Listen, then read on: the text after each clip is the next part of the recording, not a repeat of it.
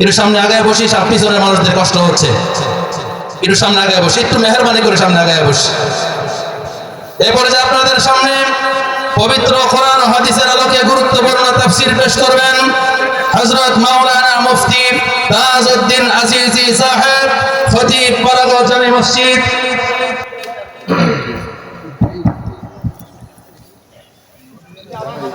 السلام عليكم ورحمة الله وبركاته.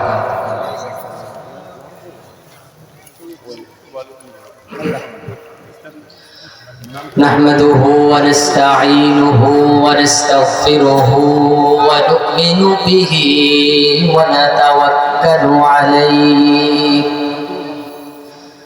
ونعوذ بالله من شرور أنفسنا. من يهده الله فلا مضل له ومن يضلله فلا هادي له. ونشهد أن لا إله إلا الله وحده لا شريك له. ونشهد أن سيدنا وحبيبنا ومولانا محمدا عبده ورسوله الذي أرسله الله تعالى بالحق بشيرا ونذيرا وداعيا إلى الله بإذنه وسراجا منيرا. فقد قال الله تبارك وتعالى في كلامه المجيد وفرقانه الحميد. وإذ قال لقمان لابنه وهو يعظه يا بني لا تشرك بالله إن الشرك لظلم عظيم. وقال صاحب القرآن صلى الله تعالى عليه وسلم الكيس من دان نفسه وعمل لما بعد الموت إلى آخر الحديث. اللهم صل على محمد وعلى آل محمد كما صليت على إبراهيم وعلى آل إبراهيم إنك حميد مجيد. اللهم بارك على محمد وعلى آل محمد كما باركت على إبراهيم وعلى آل إبراهيم إنك حميد مجيد. بلغ العلا بكماله كشف الدجى بجماله حسنة جميع خصاله صلوا عليه وآله. آجائے اگر خواب میں سرکار مدینہ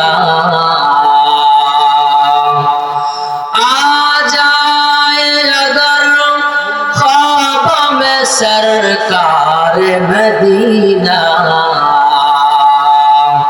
हो जाए सीना ये मेरा रहमत का खजीना बलगल उला बिकमालिही कशफत दुजा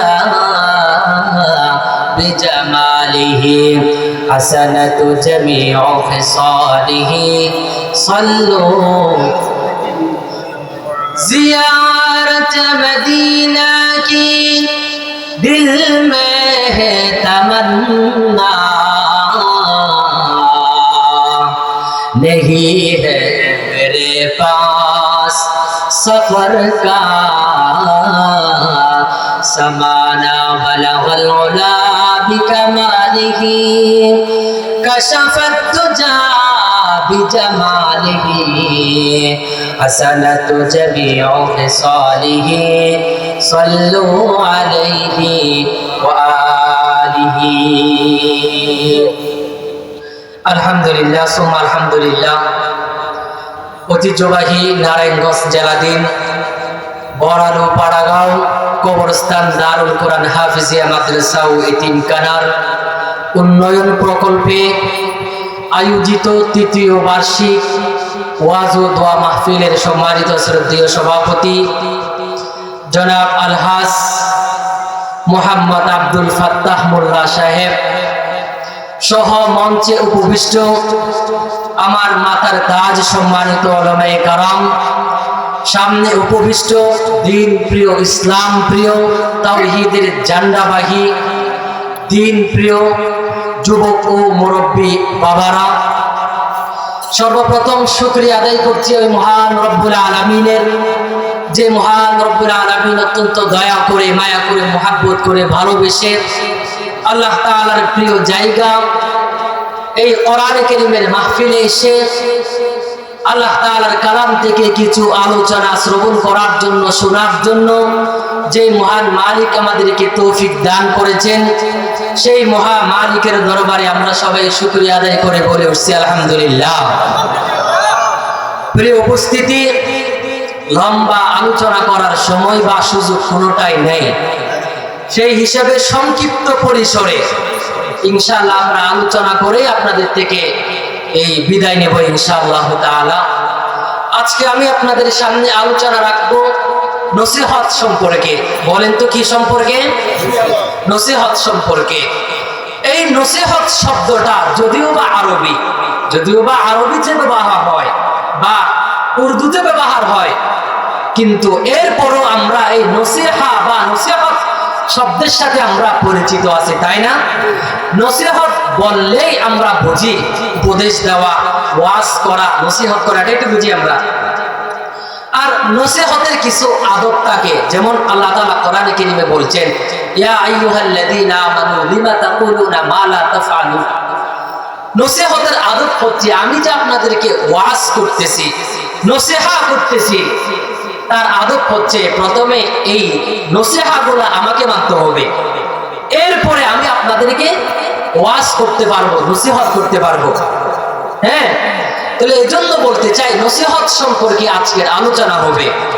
তাহলে আমি প্রথমত আপনাদেরকে জানাই দিতে চাই, আমাদেরকে জানতে হবে আল্লাহ রাব্বুল আলামিনের কাছে সবচেয়ে পছন্দের নসিহত, সবচেয়ে দামি নসিহত কোনটা, এটা আমাদেরকে জানতে হবে, তাই না?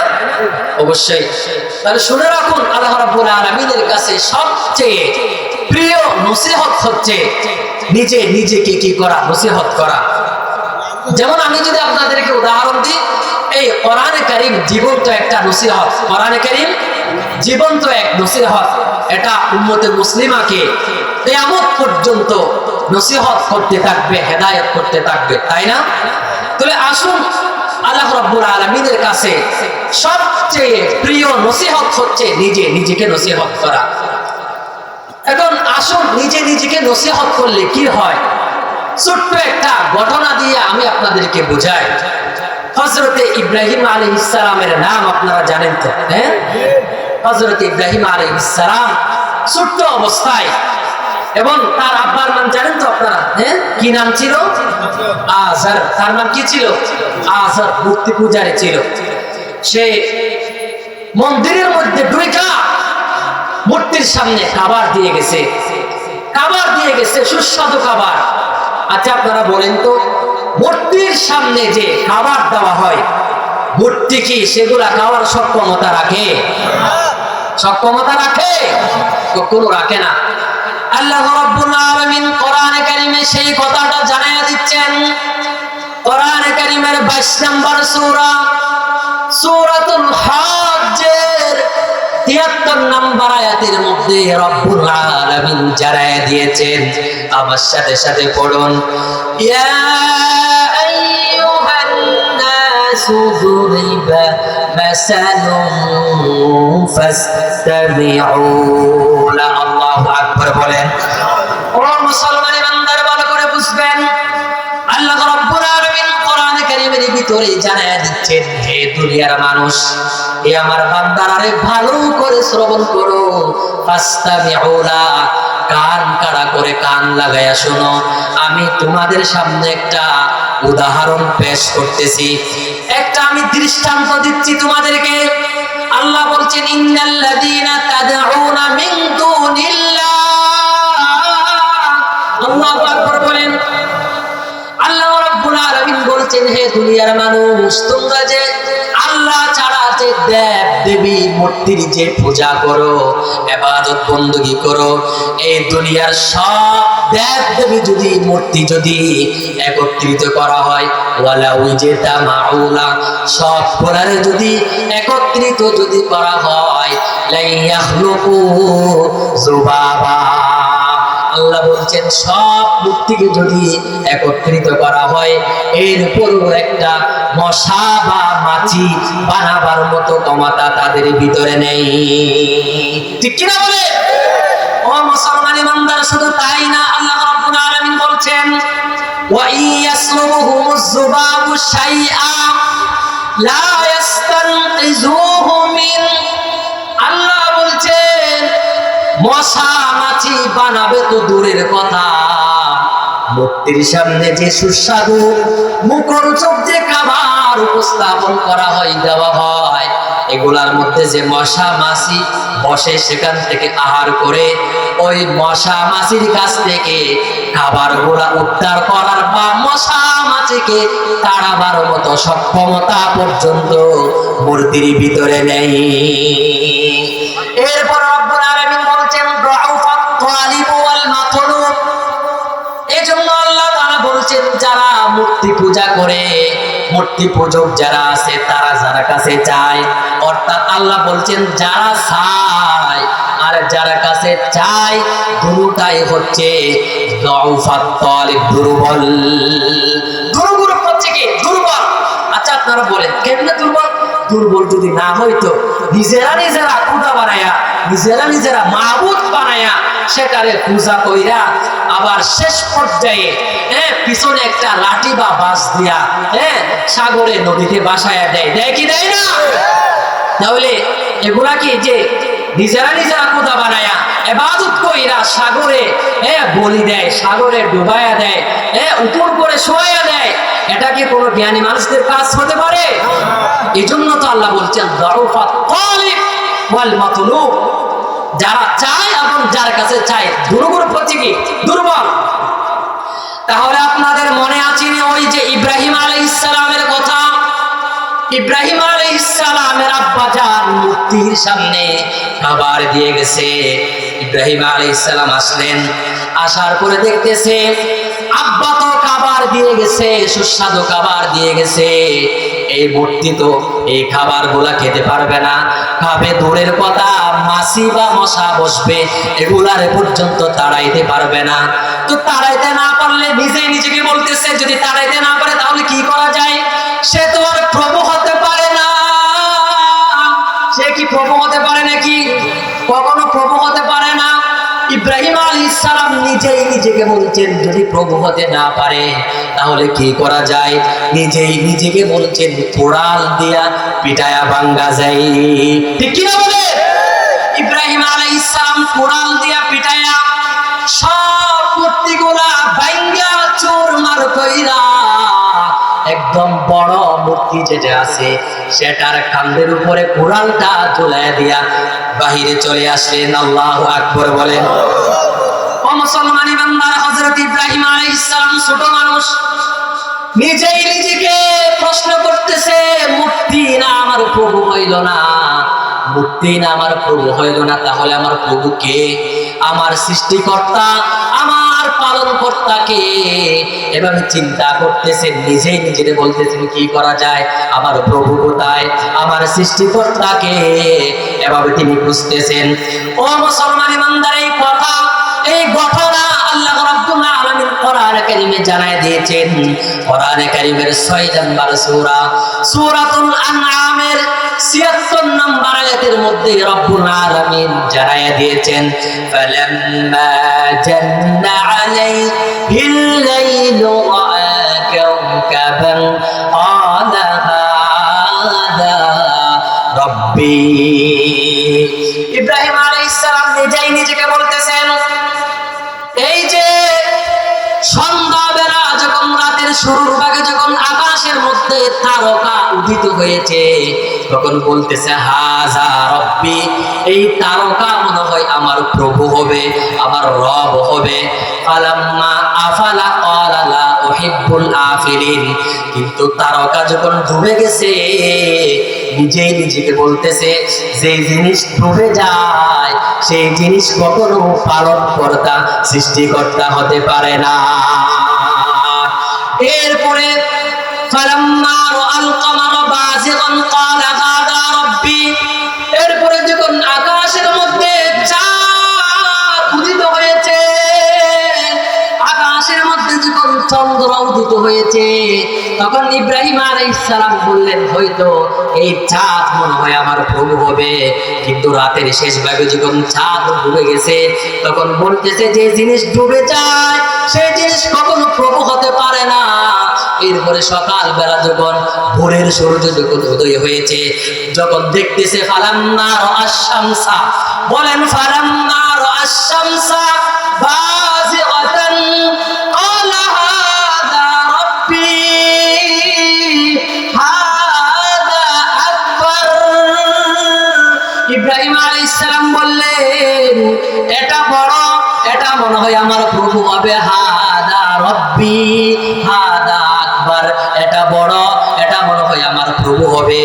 কিন্তু দিনের শেষ ভাগে যখন এই সূর্য যখন ডুবে গেছে, তখন নিজেই নিজেকে বলতেছে, না না না, যেই জিনিস ডুবে যায়, যেই জিনিস অস্ত যায়, সেই জিনিস কখনো প্রভু হতে পারে না। এবার নিজেই নিজেকে বলতেছে, হয়তো আমার প্রভু তিনি, যিনি এখন আর সকালবেলা উঠায়, আবার বিকালবেলা ডুবাইয়া দেয়, রাতের শুরুর ভাগে চন্দ্রের উঠায় আবার ডুবাইয়া দেয়, তারকা উঠায় আবার ডুবাইয়া দেয়, আসমান বিছায়া রাখছেন, জমিন যিনি বিছায়া রাখছেন, আসমান উঁচা করে রাখছেন, হয়তো তিনি আমার রব, হয়তো তারে মানা যায়, তারে দেখা যায় না। আল্লাহর কি দেখা যায়?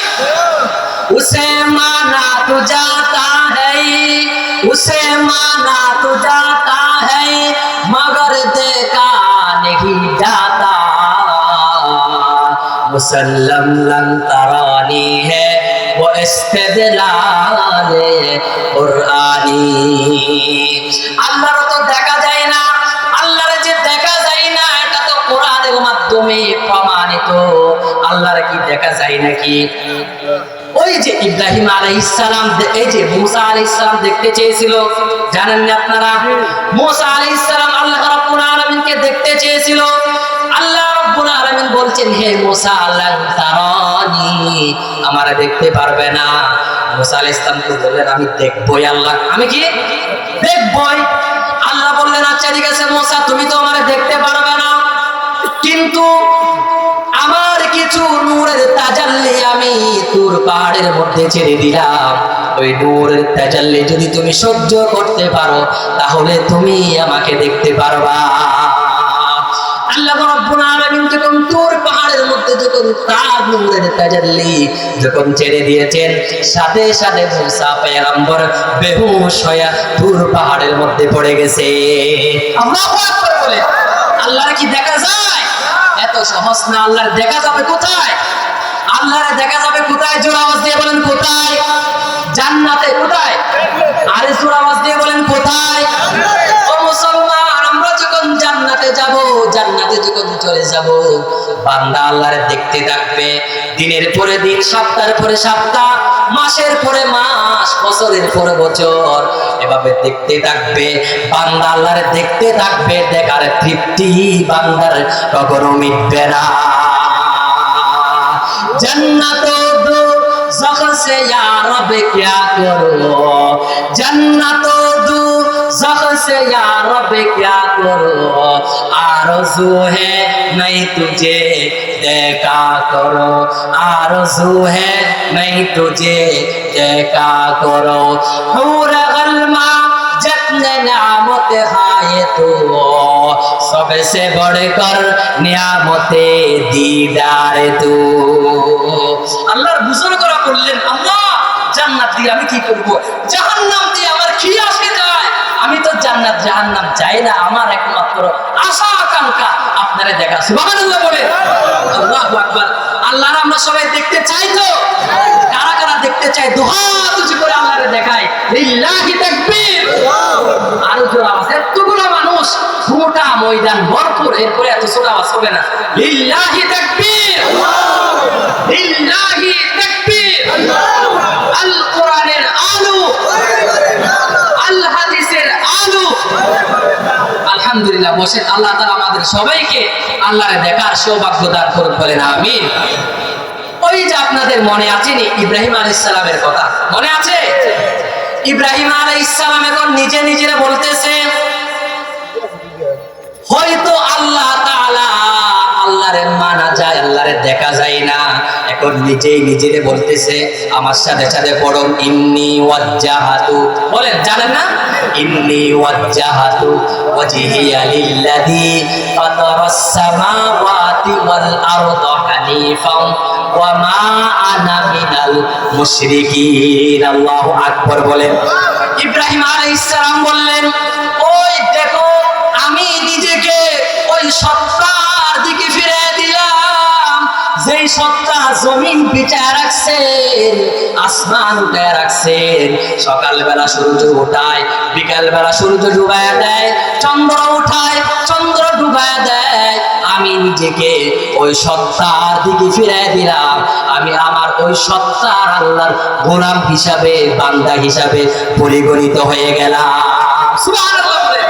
তাহলে দেখেন, ইব্রাহিম আলাইহিস সালাম নিজে নিজেকে নসিহত করে নিজের খোদার সন্তান, নিজের খোদার সন্তান, নিজের সৃষ্টিকর্তার সন্তান নিজেই নিয়ে নিয়েছে। সুবহানাল্লাহ বলে।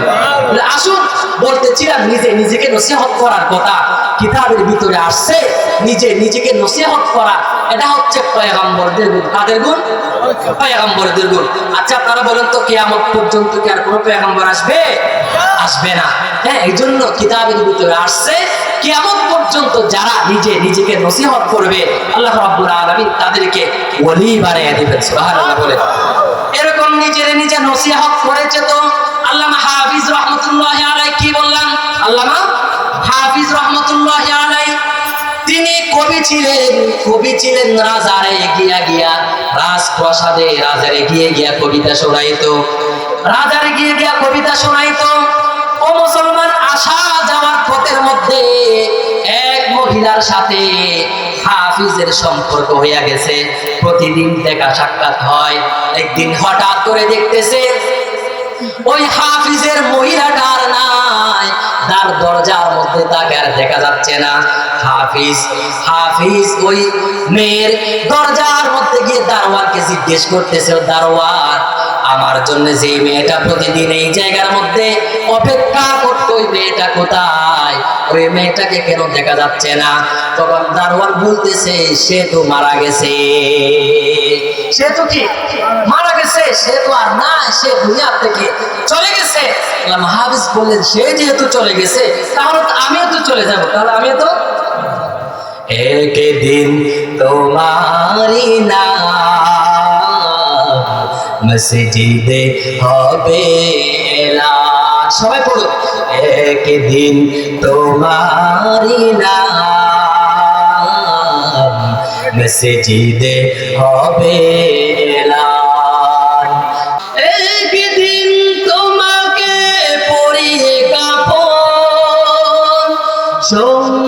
স্বজন করবে দাফন। হঠাৎ চলে যাবে আদরের দল, প্রিয় মা বাবার ভাসিয়ে নয়ন। তৈরিতে সুন্নতি আমল ঈমান, একদিন তোমারি নাম মসজিদে হবে এলান। একদিন তোমারি নাম মসজিদে হবে এলান। আল্লাহু আকবার বলেন। আল্লাহ হাফিজ বলছেন, দেখো তুমিও তো থাকতে পারবে না, তোমাকেও তো এই দুনিয়া ছেড়ে চলে যেতে হবে। আল্লামা হাফিজ কি ছিলেন? কবি ছিলেন। আল্লামা হাফিজ কি ছিলেন? কবি ছিলেন। কবি সে তার কবিতার ভাষায় সে নিজেই নিজেকে বলতেছে, বসনো হাফেজ বতু গোয়ম কে গুলতাজা তুমি মানত। বসনো হাফেজ বতু গোয়ম কে গুলতাজা তুমি মানত। আগরে মানদ সবে দিগর নমি মানদ গুলজ গুলশন জুদা গশতা করো তাজা নমি মানদ। আগরে মানদ সবে দিগর নমি মানদ। হমেশা ইজ্জতে মেহমান বয়েক খানা নমি মানদ। আগরে মানদ সবে দিগর নমি মানদ। হিজাবে নোয়ারো সারা দরে শওহর নমি মানদ। আগরে মানদ সবে দিগর নমি মানদ। আল্লাহু আকবার বলেন। হাফিজ বলছেন, এবার অর্থ করতেছি, যেটা যে ফার্সি যেটা বললাম অর্থ করতেছি। হাফিজ নিজেরে বলতেছেন, দেখো ওই যে বাগানের ফুল, নিজেরে বলতেছেন, দেখো বাগানের ফুল সব সময় তরু তাজা থাকে না, একদিন ময়রা জয়রা পড়ে যায়। হাফিজ দেখো স্বামী স্ত্রীর লজ্জা বাসর রাত্রের পরে শেষ হয়ে যায়। হাফিজ দেখো এই যে একই লোকের মেহমানদারি, একই বাড়িতে গোশত দিয়া, মুরগির রান দিয়া, গরু গোশ দিয়া পাওয়া যায় না। হাফিজ আল্লাহ তাআলা তোমারে বুঝাতে চাচ্ছেন, তুমিও থাকবে না, তোমাকে ওই দুনিয়া থেকে চলে যেতে হবে। যদি চালাক হও, যদি বুদ্ধিমান হও, নবীজি বলেছেন আল কাইসু মান দানা নাফসাহু ওয়া আমিলা লিমা বাদাল মাউত। চালাক ব্যক্তি হচ্ছে যে নিজেকে চিনবে, নিজের চিনার পরে মৃত্যুর পরের জন্য আমল তৈরি করবে, মৃত্যুর জন্য প্রস্তুতি গ্রহণ করবে। আখিরাতের জন্য যারা প্রস্তুতি গ্রহণ করবে তারাই হচ্ছে বুদ্ধিমান, তারাই হচ্ছে চালাক। আপনারা একটু চাপাইয়া বসে একটু জিকির করেন।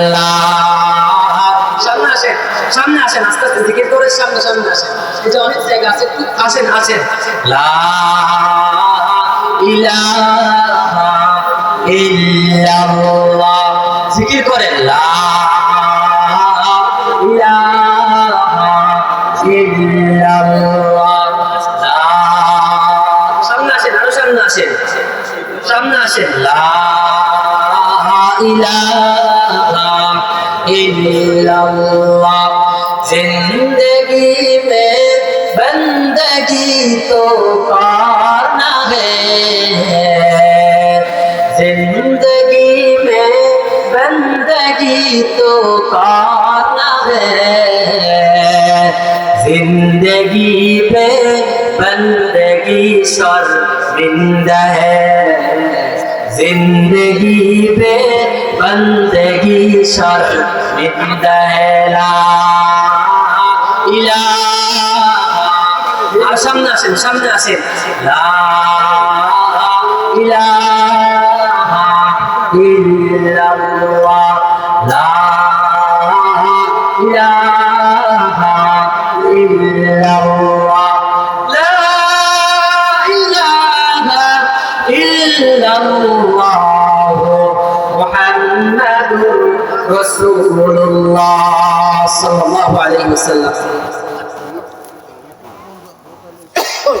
তাহলে আসুন, আল্লামা হাফিজ রাহমাতুল্লাহ আলাইহি নিজে নিজের নসিহত করলেন। কি কি নসিহত করলেন? বললেন যে বাগানের ফুল সব সময় তরতাজা থাকে না, স্বামী স্ত্রীর লজ্জা সব সময় থাকে না। নিজেই নিজের বলছেন, হাফিজ তুমিও থাকবে না, তোমাকেও একদিন না একদিন দুনিয়া থেকে চলে যেতে হবে। এরকম আল্লাহ তাআলা আমাদেরকে বুঝাচ্ছেন। এই যে গাছের পাতা দেখতেছেন না, গাছের পাতা, আমি জানাজার মাঠে এই কথাটা বারবার আপনাদেরকে বলি, এই যে গাছের পাতা সব সময় তরতাজা থাকে না, একদিন না একদিন ময়রা জয়রা পড়ে যায়। আল্লাহ তাআলা আমাদেরকে গাছের পাতা জড়ানোর মাধ্যমে আল্লাহ আমাদেরকে বুঝাচ্ছেন, বান্দা আমি তোমাদেরকে মেসেজ দিচ্ছি, যেই জিনিস ধরে সেই জিনিস কি জড়ে, যে জিনিস ধরে সেই জিনিস কি জড়ে। আমরা শিক্ষা নেই নাই আল্লাহ রাব্বুল আলামিন আমাদেরকে মৃত্যুর ইঙ্গিত দেওয়ার জন্য। আবার আমাদের সামনে আমার দাদার লাশ গেছে, আমরা শিক্ষা নেই নাই। আমাদের সামনে আমার দাদির লাশ গেছে, আমরা শিক্ষা নেই নাই।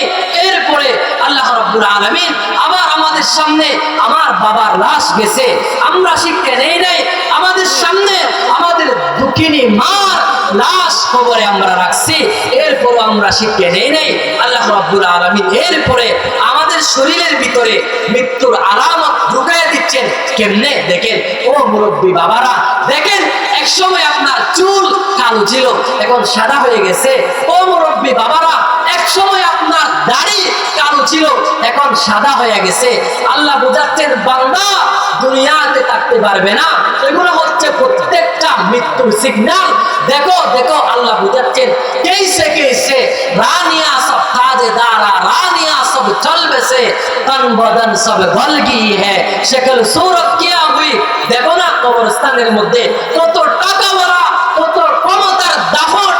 এই যে এক সময় ক্ষমতার দাপটের কারণে তাদের সামনে আপনারা হাঁটতে পারেন নাই, যেতে পারেন নাই, কথা বলতে পারেন নাই। আজকে তারা কবরের মধ্যে শুয়ে আছে। আপনি যদি আজকে তার কবরের উপরে পা দিয়েও চলে যান, পা দিয়েও চলে যান, আপনাকে নিষেধ করার মতো ক্ষমতা, সক্ষমতা আজকে তার ভিতরে নেই। দেখেন না আপনাদের পাশেই তো কবরস্থান। মুরব্বী বাবারা চিন্তা করেন, চিন্তা করেন। আল্লাহ আমাদেরকে বোঝাচ্ছেন, বান্দা থাকতে পারবি না, থাকতে পারবি না। আল্লাহ বোঝাচ্ছেন, বান্দারে তোমার বন্ধু, তোমার প্রেমিক প্রেমিকা যদি তোমার কল দেয়, ওই কল ব্যাক করার জন্য, পাল্টা কথা বলার জন্য, মোবাইলের মধ্যে টাকা না থাকলো আবার রিচার্জ করে হলো কল ব্যাক করো। তোমার বন্ধু কষ্ট পাবে, তোমার প্রেমিক প্রেমিকা কষ্ট পাবে, এজন্য কল ব্যাক করো।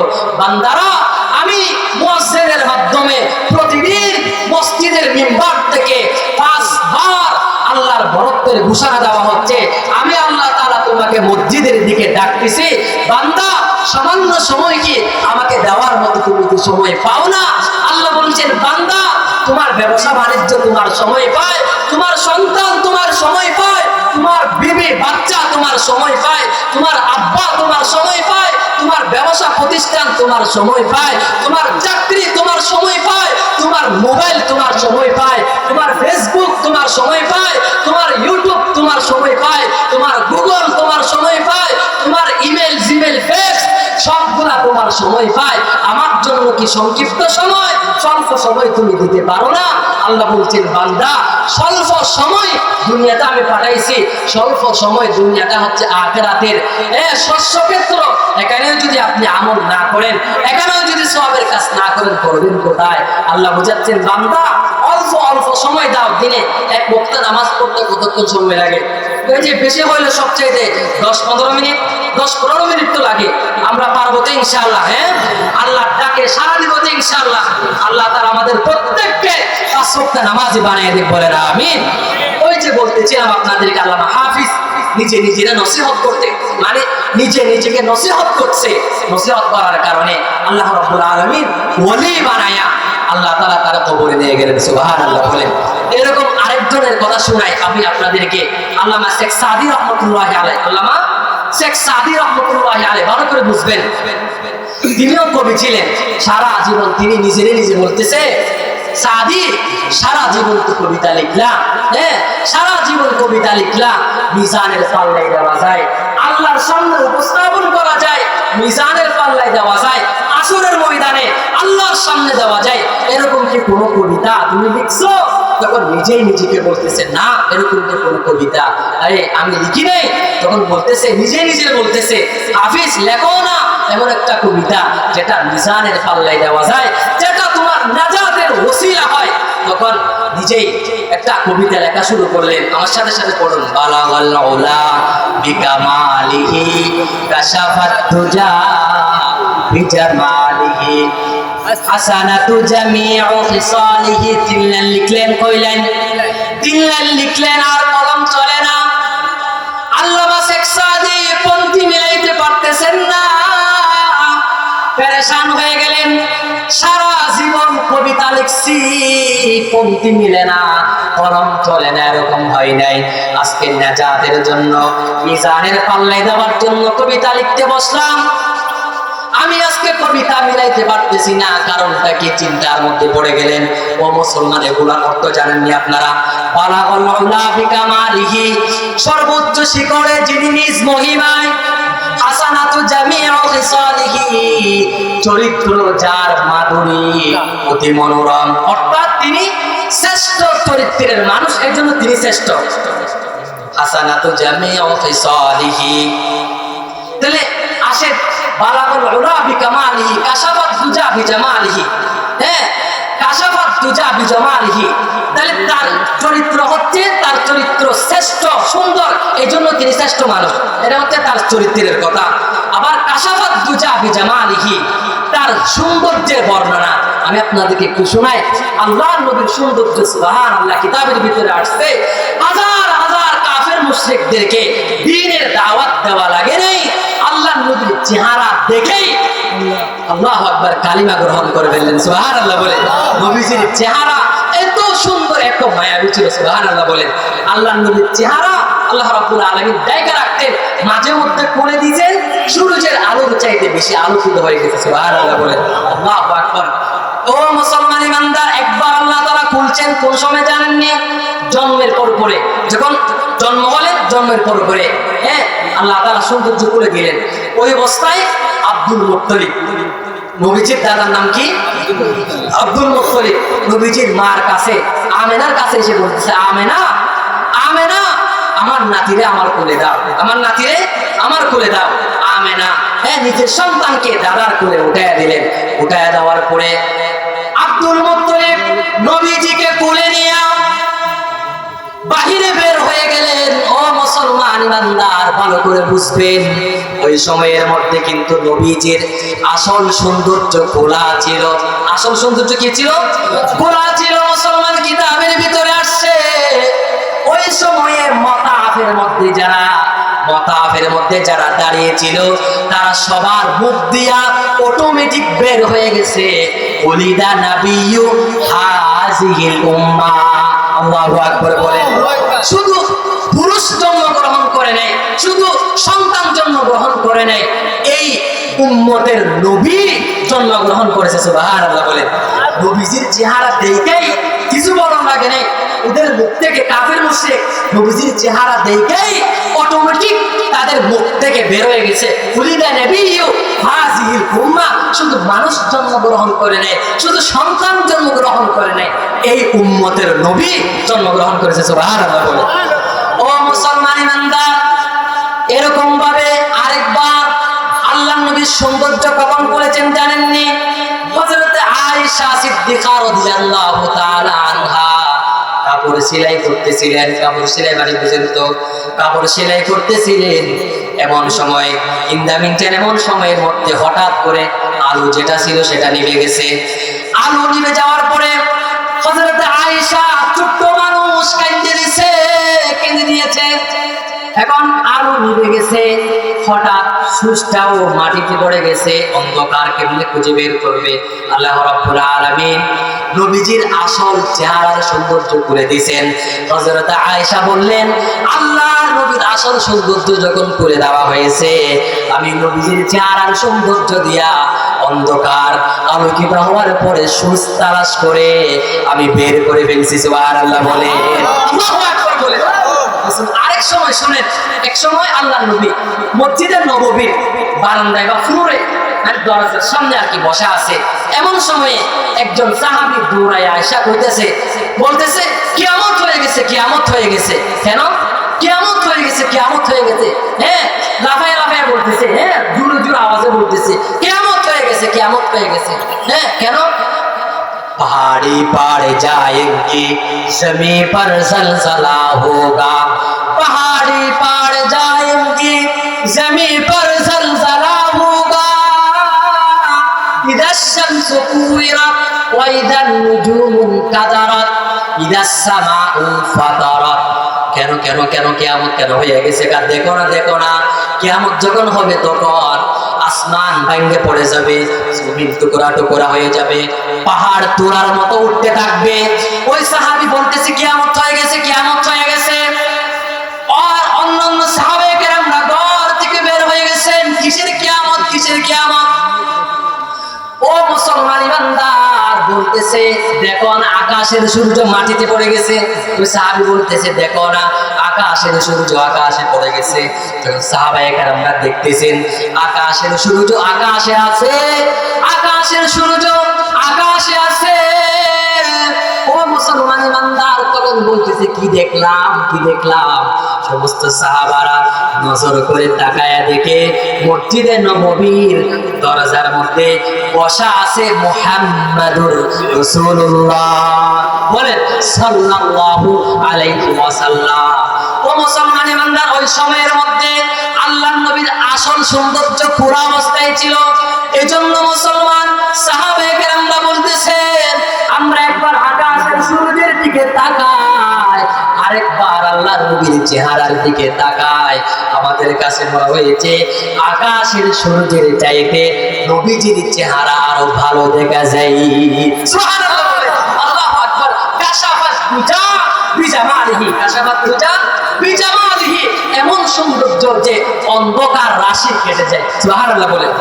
ওই যে আল্লামা শেখ সাদি তিনি লিখলেন বালাগুল্লাহ বিকামালিহি কাশাফাত তুজা বিজামালিহি হাসানাতু জামিউ খিসালিহি, তিনি লিখলেন আর কলম চলে না, আর লিখতে পারতেছেন না, পন্থী মিলাইতে পারতেছেন না, চিন্তার মধ্যে পড়ে গেলেন। নাজাতের জন্য কবিতা লিখতে বসলাম, মিজানের পাল্লায় যাওয়ার জন্য কবিতা লিখতে বসলাম, তাহলে কি আমার কবিতা আমার নাজাতের ওসিলা হবে না?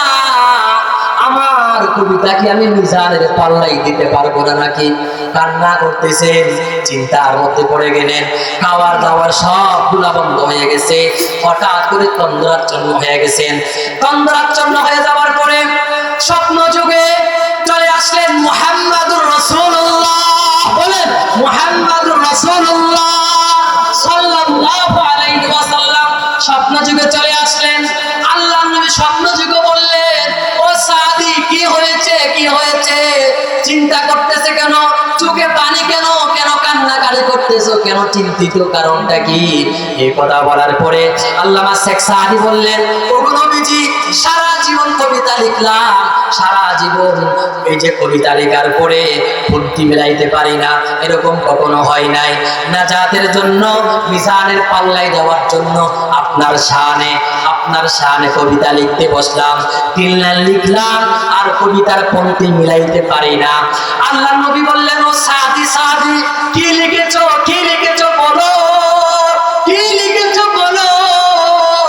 আল্লামা শেখ সাদি বললেন বালাগুল্লাহ বিকামালিহি কাশাফাত তুজা বিজামালিহি হাসানাতু জামিউ খিসালিহি। আল্লাহর নবী বললেন ও সাদি শেষ লাইনটা লাগায়া দাও, সল্লু, বলেন সল্লু আলাইহি ওয়া আলিহি। আল্লাহু আকবার, বলেন আল্লাহু আকবার। দেখেন নিজে নিজের নসিহত করেছে, আল্লাহু আকবার। এমন কবিতা লিখছেন, এই কবিতা এত মকবুল হয়েছে। আমরা বিভিন্ন আলোচনার মঞ্চে, দোয়ার মঞ্চে এটা পড়ি কি পড়ি না? হ্যাঁ পড়ি তো। আল্লাহু আকবার। এই কবিতা লেখার কারণে কিয়ামত পর্যন্ত আমরা এটা পড়তে থাকবো, এর সব তিনি পাবেন না। মরো অমর হয়ে আছে। সুবহানাল্লাহ বলেন। আসুন বুঝাতে চাইছিলাম আমি আপনাদেরকে নসিহতের কথা, নিজেকে নিজে নসিহতের কথা। আমরা যদি নিজেকে নিজে যদি নসিহত করতে পারি তাহলে অন্য কাউরে আর আমাদেরকে নসিহত করা লাগবে না। সবচেয়ে বড় নসিহত কি? নিজে নিজেকে নসিহত করা। এই যে আমরা কত জানাজা পড়তেছি না, আচ্ছা আপনি খেয়াল করেন না, কবরের দিকে খেয়াল করেন, আপনার কত আত্মীয় স্বজন, আপনার কত বন্ধু বান্ধব আজকে তার মাটি হয়ে গেছে না, মাটি হয়ে গেছে, কবরে মিশা গেছে। আজকে কথা বলতে চাইলেও কথা বলা যাচ্ছে না। এরকম তো আপনিও হবেন। আমি বারবার বলি, দুনিয়ার মধ্যে আসার সিরিয়াল আছে, যাওয়ার কোনো কি নেই, সিরিয়াল নাই। দেখেন না আপনারা, দাদা জীবিত আছে, নাতি কবরে চলে গেছে, নানা জীবিত আছে, নাতি কবরে চলে গেছে, মাটি হয়ে গেছে। ও মুসলমান, বাবা জীবিত আছে, সন্তান কবরে চলে গেছে, কিন্তু আসার সময় কি ছিল? দাদাকে আসছে, এরপরে বাবা, এরপরে নিজে, এরপরে তার সন্তান, এরপরে তার নাতি। যাওয়ার বেলায় কোনো সিরিয়াল নেই, যাওয়ার পরে কোনো কি নেই, সিরিয়াল নাই। আজকে একটা, এই যে গতকালকে চট্টগ্রামের ফটিকছড়িতে একজন নেতা মারা গেছে, নেতা, রাজনৈতিক নেতা। হ্যাঁ, এই রাজনৈতিক এই নেতার একজন আত্মীয় মারা যাবার পরে প্রায় অনেক, মানে এই 2-3 ঘন্টা পরে লাইভে এসে বলতেছে একটা শিক্ষণীয় বিষয় বলতেছে, আর কি খুব সুন্দর কথা বলতেছে যে আমার এই ভাইটা যখন দুনিয়ার মধ্যে বেঁচে ছিল, রাজনীতি যখন করেছিল, তখন এর পিছনে মানুষের অভাব হয় নাই। অমুক ভাইয়ের চরিত্র ফুলের মতো পবিত্র। হ্যাঁ, যতক্ষণ খাওয়াইছে ততক্ষণ মানুষ পিছনে পিছনে ঘুরছে, বন্ধু বান্ধবের অভাব হয় নাই। সে নিজে বলতেছে, মানে আমার এই ভাইটা মানুষদেরকে নিজের টাকা দিয়া চলাইছে, অনেক বন্ধু বান্ধবদের পরিবারকে নিজের পকেটের টাকা দিয়া চালাইছে। কিন্তু গতকাল থেকে এই হাসপাতালে পড়ে আছে, মারা যাবে, আজকে মারা গেছে। কিন্তু একটা বন্ধু বান্ধব, একটা রাজনৈতিক কর্মীও আমার ভাইকে দেখতে আসে নাই এ পর্যন্ত। সে দেখাচ্ছে মোবাইল দিয়া, দেখো, আপনারা দেখেন, শিক্ষা হাসিল করেন। যতক্ষণ বেঁচে থাকবে ততক্ষণ সবাই আপনার সঙ্গী, আপনি যখন মারা যাবেন সবাই আপনারে ছেড়ে দিবে। এই জন্য এই কবরের ঘাটিতে আপনার একাই যাওয়া লাগবে, কবরে কি একাই যাওয়া লাগবে। এই জন্য প্রস্তুতি গ্রহণ করতে কি হবে না? হ্যাঁ, পারবো তো ইনশাআল্লাহ। হ্যাঁ, নিজেরা নসিহত করেন, নিজের মনে বোঝান, মন আর কয়দিন বাঁচবি দুনিয়াতে, আর কয়দিন বাঁচবি, থাকতে পারবি না, চলে যেতে হবে। এভাবে নসিহত করেন। আসুন নসিহত, নিজেকে নসিহত করা, এটা সবচেয়ে বড় নসিহত। এরপরে 2 নাম্বার হচ্ছে বাবা তার সন্তানকে নসিহত করা। বাবা তার সন্তানকে নসিহত করা। আমাদের সমাজের মধ্যে বাবা তার সন্তানকে নসিহত করবে এটা খুব কম, এখন কমে গেছে। আগের জামানার সন্তানরা যখন মুরব্বী দেখতো, সম্মান করতো, হ্যাঁ, সালাম দিত, সম্মান করতো ভদ্রভাবে, হ্যাঁ, আচার ব্যবহার করতো। কিন্তু বর্তমান এখন এমন কিছু সন্তান বের হচ্ছে, হ্যাঁ, আব্বা আম্মার মুরব্বীদের সেবা যত্ন করবে তো দূরের কথা, আব্বা আম্মার পর্যন্ত সেবা যত্ন করতেছে না। ঠিক কিনা বলে? ও মুসলমান ইমানদার, আল্লামা লুকমান হাকিম, আল্লামা হযরত লুকমান হাকিম, সে নিজের ছেলেকে নসিহত করেছে। এইটা আমি আপনাদেরকে বুঝাচ্ছিলাম, নিজের ছেলেকে নসিহত করা এটাও আল্লাহ তাআলার কাছে পছন্দের নসিহত। কেন পছন্দের? কেন? আল্লাহ রাব্বুল আলামিন কোরআনে কারীমের একটা সূরাই দিয়েছে, সূরাতুল লুকমান। অর্থাৎ লুকমান নামক একজন ব্যক্তি ছিল, এই ব্যক্তি অত্যন্ত বুদ্ধিমান ছিল, হিকমতওয়ালা ছিল। হ্যাঁ, সে নিজের ছেলেকে কিছু নসিহত করেছে। ওই নসিহত করা আল্লাহ তাআলার এত ভালো লেগেছে, আল্লাহ রাব্বুল আলামিন ওই নসিহত করা কোরআনে কারীমের ভিতরে আল্লাহ তাআলা উঠাই দিয়েছেন। তখন কিয়ামত পর্যন্ত মানুষ যেন ওই নসিহত গুলা করতে পারে, এভাবে ব্যবস্থা করে দিয়েছেন। তাহলে আসুন, এখান থেকে কি বোঝা গেল?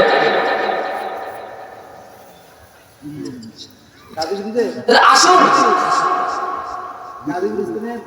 নিজের সন্তানকে কিছু চমৎকার নসিহত করেছেন আল্লাহ রাব্বুল আলামিন। নসিহত গুলা অনেক পছন্দ হয়েছে, যার কারণে আল্লাহ রাব্বুল আলামিন ওই নসিহত গুলা কোরআনে কারীমের ভিতরে উল্লেখ করে দিয়েছেন। সুবহানাল্লাহ বলে।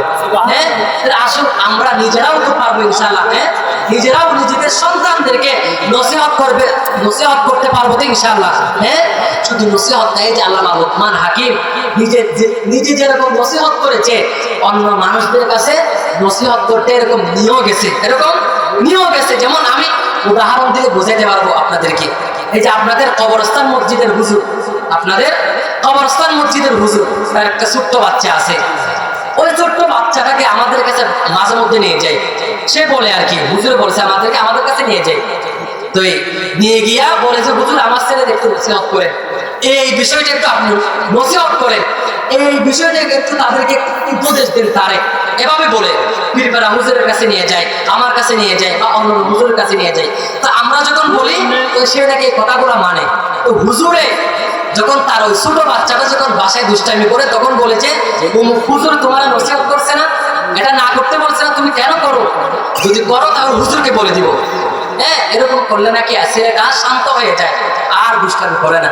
তাহলে এরকম আল্লামা লুকমান হাকিম, হযরত লুকমান হাকিম, সেও নিজের ছেলেকে যেরকম নিজে নসিহত করেছে, এরকম নিজের সন্তানকে নসিহত করার জন্য অন্য জায়গায় নিয়ে গেছে। কেমনে? কিতাবের ভিতরে ঘটনা আসছে। আল্লামা লুকমান হাকিম, হযরত লুকমান হাকিম এক সময় নিজের সন্তানকে নসিহত করানোর জন্য এক জায়গার মধ্যে নিয়ে যাবে। মুসলমান ইমানদার নিজের সন্তানকে বলতেছে, ও আমার সন্তান, আজকে তোমাকে আমি এমন একটা জায়গার মধ্যে নিয়ে যাব যেখানে একটা পয়গম্বর আছে। ওই পয়গম্বর তোমাকে নসিহত করবে, ওই নসিহতগুলা তুমি আমল করে তোমার জীবন যাপন করবা। এভাবে বলার পরে মুসলমান ভালো করে বুঝবেন, আল্লামা লুকমান হাকিম, হযরত লুকমান আলাইহিস সালাম নিজের সন্তানকে নিয়ে রওনা দিয়ে দিয়েছেন মরুভূমির জায়গা। যাচ্ছেন যেতে ও মুসলমান মরুভূমির একদম মাঝ বরাবর জায়গার মধ্যে যখন চলে গেছে, হঠাৎ করে নিজের ছেলের পায়ে একটা হাড্ডি ঢুকে গেছে। একটা বিষাক্ত জন্তু বা প্রাণীর, একটা বিষাক্ত জন্তু বা প্রাণীর হাড্ডি তার পায়ের মধ্যে ঢুকে গেছে। ঢুকে যাওয়ার পরে ছোট বাচ্চা কান্না করতেছে। হযরত লুকমান হাকিম এখন কি করবে? এখন পিছনেও ফিরে যাওয়া সম্ভব না, সামনেও যাওয়া সম্ভব না। পিছনে যাওয়াও সম্ভব না, সামনেও যাওয়া কি সম্ভব না। এখন কি করবে? শেষ পর্যন্ত সন্ধ্যা হয়ে গেছে। সন্ধ্যা হয়ে যাওয়ার পরে মরুভূমির মাঝ পথে একটা তাঁবু টানার পরে সেখানে বসবাস করতেছে। এভাবে যাইতে রাত চলে গেছে। রাত চলে যাওয়ার পরে এরপরে দিন চলে আসলো। এখন সন্তানকে নিয়ে কোথায় যাবে? মোটামুটি বড় হয়েছে সন্তানটা, কাঁধে নিয়ে সামনেও যেতে পারতেছেন না, পিছনেও আসতে পারতেছেন না। এখন অপেক্ষা করতেছে কোনো কাফেলা, কোনো মানুষ যদি আসতে থাকে, ওই মানুষটা সহযোগিতা করবে, তার সহযোগিতা নিয়ে সন্তানকে নইলে সামনে নিয়ে যাবো, নাহলে পিছনে নিয়ে যাব। এভাবে করে তারা কি আছে? বসে আসার পরে এভাবে যাইতে একদিন, 2 দিন, 3 দিন যখন চলে গেছে, 3 দিন চলে যাওয়ার পরে মুসলমান ইমানদার রাত্রিবেলা এক সময়ে লুকমান হাকিম সিজদার মধ্যে পড়ে গেছেন। আল্লাহ, এমন মরুর প্রান্তরে, মরুর মাঝখানে চলে আসলাম, সামনে যাওয়ারও কোনো জায়গা নাই, পিছনে যাওয়ারও কোনো জায়গা নাই।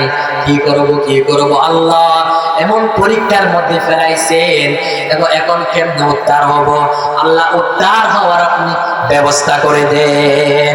এভাবে যখন দোয়া করতেছেন, হঠাৎ করে ও মুসলমান, হযরত জিবরাইল আলাইহিস সালাম মানুষের সূরত ধারণ করে ও মুসলমান ইমানদার লুকমান হাকিমের সন্তানের কাছে চলে আসলেন। লুকমান হাকিমের সন্তানের কাছে চলে আসার পরে বলতেছেন, বাবারে, তোমার কি হয়েছে বলো, তোমার কি হয়েছে বলো। বলতেছে, আঙ্কেল, আমার সেরকম বেশি কিছু হয় নাই। প্রথমে জিজ্ঞেস করতেছে জিবরাইল আলাইহিস সালাম, ও বাবা, ও সন্তান, তুমি কেমন আছো? তখন লুকমান হাকিমের সন্তান বলতেছে, আঙ্কেল, আলহামদুলিল্লাহ, আল্লাহর রহমতে আমি ভালো আছি। আল্লাহু আকবার বলেন।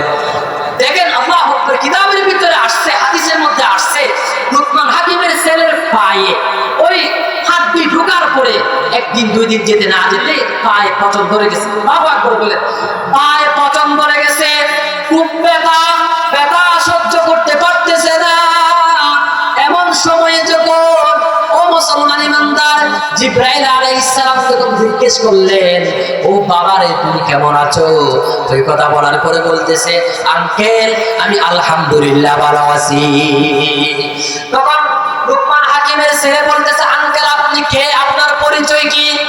জিবরাইল আলাইহিস সালাম বললেন, ও সন্তান আমি হচ্ছি আল্লাহর ফেরেশতা জিবরাইল, আমি হচ্ছি আল্লাহর ফেরেশতা জিবরাইল।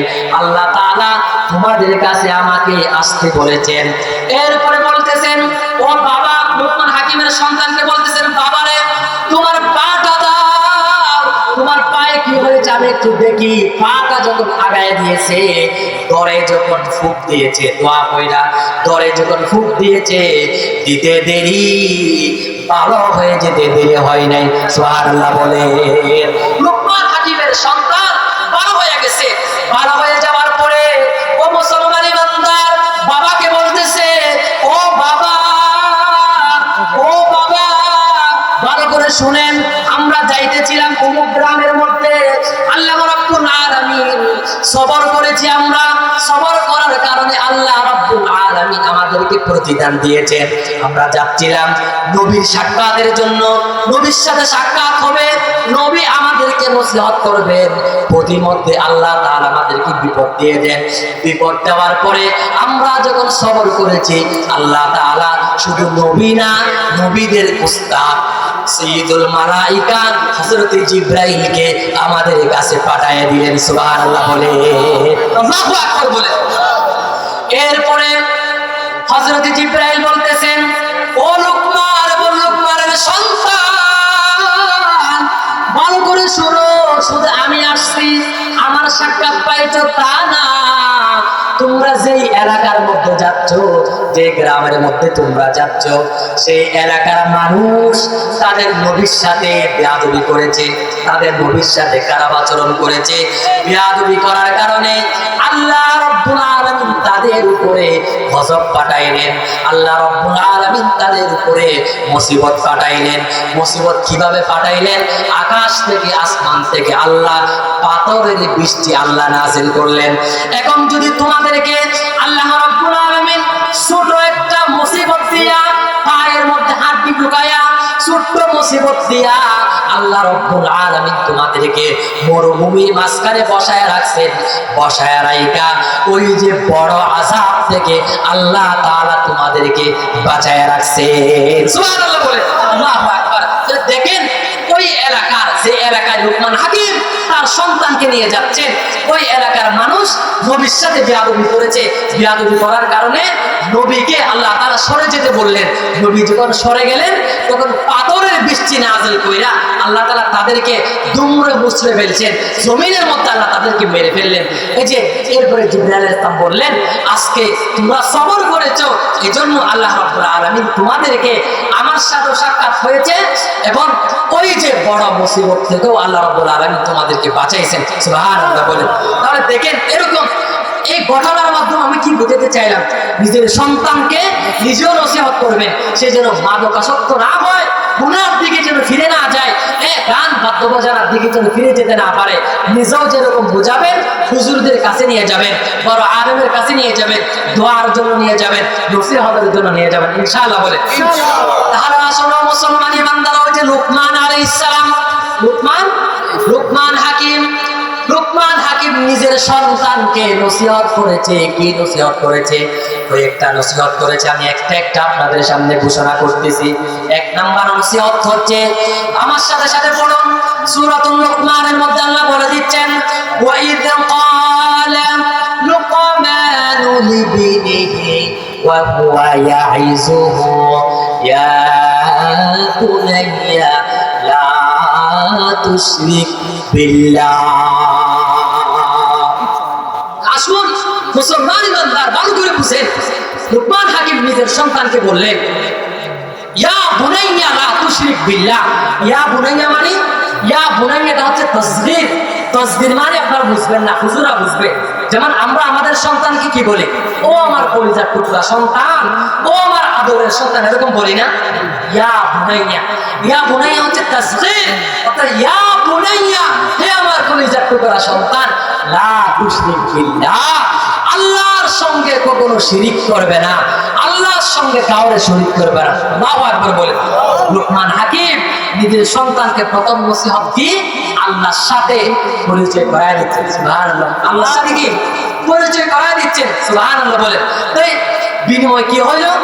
লুকমান হাকিম যখন নিজের সন্তানকে আল্লাহর সাথে যখন পরিচয় করায় দিলেন, আল্লাহ এক, তার সাথে কোনো শরীক নেই, আল্লাহ এক, তার সাথে কোনো শরীক নেই, এভাবে যখন আল্লাহর পরিচয় করায় দিয়েছে, আল্লাহ এরপরে ওয়াসাইনাল ইনসানা বিওয়ালিদাইহি হামালাতহু উম্মুহু, এই যে আয়াত আছে, আল্লাহ তাআলা এরপরের আয়াতের মধ্যে আল্লাহ বললেন, লুকমান তুমি যেরকম তোমার সন্তানকে আমার পরিচয় করায় দিয়েছো, আমি আল্লাহ তোমার সন্তানকে তুমি বাবার এবং মায়ের পরিচয় করায় দিলাম। আল্লাহ তাআলা বলেছেন, ওয়াসাইনাল ইনসানা বিওয়ালিদাইহি হামালাতহু উম্মুহু ওয়াহনান আলা ওয়াহনিন ওয়া ফিসালুহু ফি আমাইনি আনিশকুর লি ওয়া লিওয়ালিদাইহি। কি সুন্দর কথা দেখছেন নি? আল্লাহু আকবার। লুকমান হাকিম নিজের সন্তানকে আল্লাহর সাথে পরিচয় করিয়ে দিয়েছে। আল্লাহর এই পরিচয় করিয়ে দেওয়াটা ভালো লাগছে, এই জন্য আল্লাহ আবার নিজের লুকমান হাকিমের সন্তানকে বাবা মায়ের পরিচয় করিয়ে দিয়েছে। বলতেছেন, ও লুকমান হাকিমের সন্তান সহ দুনিয়ার মধ্যে আনেওয়ালা সমস্ত সন্তানরা কান কাড়া করে শ্রবণ করো, কান কাড়া করে শোনো, তোমরা আব্বা আম্মার সেবা যত্ন করবা, আব্বা আম্মার বিরোধিতা করবে না, আব্বা আম্মার নাফরমানি করবে না। ইনশাআল্লাহ সংক্ষেপ করছি, হুজুর আসতেছে না, আলহামদুলিল্লাহ। তাহলে সুন্দর কথা দেখছেন নি? আল্লাহু আকবার বলতেছেন, ও দুনিয়ার মানুষ এবং লুকমান হাকিমের সন্তান, তোমরা আব্বার সাথে আম্মার সাথে ভালো আচরণ করবা, খারাপ আচরণ করবে না, এভাবে পরিচয় করাই দিন। তাহলে আসুন, লুকমান হাকিম সর্বপ্রথম কি নসিহত করলেন? আল্লাহর সাথে শিরিক না করার জন্য বলে দিলেন। আরেকটা কথা আমি আপনাদেরকে শেষ করার আগে বলে দিচ্ছি, হুজুর চলে আসতেছেন। এই যে সামনে আজকে 28 তারিখ না, ডিসেম্বর মাসে সময় যেহেতু আছে জন্য বলতেছি, যে ডিসেম্বরের কত তারিখ? 28 তারিখ। ডিসেম্বর মাস শেষ হবে, 2024 সাল শেষ হবে, 25 সাল শুরু হবে। আমাদের দেশে পশ্চিমা বিশ্বের কালচার, পশ্চিমা বিশ্বের এই যে রীতিনীতি যেটা আছে, এটা এখন কপি করে বাংলাদেশে কিছু যুবক যুবতী, তরুণ তরুণী আজকে 31st নাইট পালন করার জন্য পাগল পাড়া হয়ে গেছে। 31st নাইট মানে আমি জুমার মধ্যে আলোচনা করেছি, অর্থাৎ 31 তারিখের রাত যখন গভীর হয়ে যাবে, 12টার আগে একটু আগে যখন হয়ে যাবে, অর্থাৎ 12টা যখন বাজবে আর কি, 12টা যখন বাজবে তখন ঘড়ির কাঁটায় আপনারা দেখবেন, ঘড়ির কাঁটায় দেখবেন যে 000, ওই যে 12টা বাজে যে 00 আওয়ার হয় না, ওই 0 আওয়ারটা কি 31st নাইট। এটা কি? এটা হচ্ছে খ্রিস্টানদের একটা কি, খ্রিস্টানদের একটা কি, একটা তাদের ধর্মীয় রীতি, একটা ধর্মীয় কি রীতি, এটা খ্রিস্টানদের একটা ধর্মীয় রীতি। এটা আমরা মুসলমানরা কখনো কি করতে পারি না, পালন করতে পারি না। এই যে 31st নাইট, এটা কোথেকে আসলো আমি আপনাদেরকে বোঝাই। জানুস নামক এক দেবতা, অর্থাৎ তৎকালীন প্রাচীন কালের রোমান যারা ছিল, তৎকালীন রোমান যারা ছিল এবং খ্রিস্টান, এরা অনেক মূর্তি এবং দেবদেবীর পূজা করত। এখান থেকে একজন দেবতার নাম ছিল জানুস দেবতা। কি নাম? জানুস দেবতা। ওই জানুস দেবতার তারা মানত, তাদের বিশ্বাস ছিল এই জানুস দেবতাই হচ্ছে সমস্ত ক্ষমতার মালিক, সমস্ত মঙ্গলের মালিক। এই জন্য তারা 31 তারিখের রাত্রে আপনারা এগুলো জানুস দেবতা, আমি যে বলতেছি গুগলে সার্চ দিবেন, JANUS, আসছে। আচ্ছা, মাথাওয়ালা, দুই মাথাওয়ালা একটা কি চলে আসবে? লিল্লাহি তাকবীর। প্রধান বক্তার আগমন, প্রধান বক্তাকে ভালো কাটার ব্যবস্থা করে দেন। আপনি আমাদেরকে আশীর্বাদ করেন, আমাদেরকে মঙ্গল দান করেন, নাউজুবিল্লাহ বলেন। আচ্ছা, আপনারা বলেন, সমস্ত কল্যাণের মালিক কে? সমস্ত অমঙ্গলের মালিক কে? সমস্ত ক্ষমতার মালিক কে? ক্ষমতা দেওয়ার মালিক কে? ক্ষমতা ছিনিয়ে নেওয়ার মালিক কে? তাহলে এরা যে মনে করে, এরা যে কাফের মুশরিকরা, ইহুদি আর খ্রিস্টান, এরা যে 31st নাইট পালন করে, এই মনোভাবনা নিয়ে, এই বিশ্বাস নিয়ে তারা পালন করে, এই বিশ্বাসকে আমরা রাখতে পারি? আমরা মনে করি সমস্ত ক্ষমতার মালিক আল্লাহ, আল্লাহ ছাড়া আর কেউ কারো ভালাই করতে পারে না, কারো খারাপই করতে পারে না। তাহলে আসুন, কেউ যদি ওই কাফের মুশরিকরা যে মনোবাসনা নিয়ে, যে নিয়ত নিয়ে জানুস দেবতার পূজা করে 31 নাইট পালন করে, এই মনোবাসনা নিয়ে যদি আমরা পূজা করি তাহলে এটা কি হবে? শিরিক হবে। কি হবে? শিরিক হবে। ওই যে শিরিকের ঘটনা থেকে আসলাম, যদি ওই মনোবাসনা নিয়ে যদি আমরা কি করি? পূজা করি, তাহলে শিরিক হবে। আর যদি সেই মনোবাসনা না থাকে, এমনিতে যদি করি, ওই গতানুগতিক যদি করি, তাহলে এটা কি হবে? হারাম, আমাদের জন্য হারাম। এটা আমাদের জন্য গুমরাহির কারণ হবে।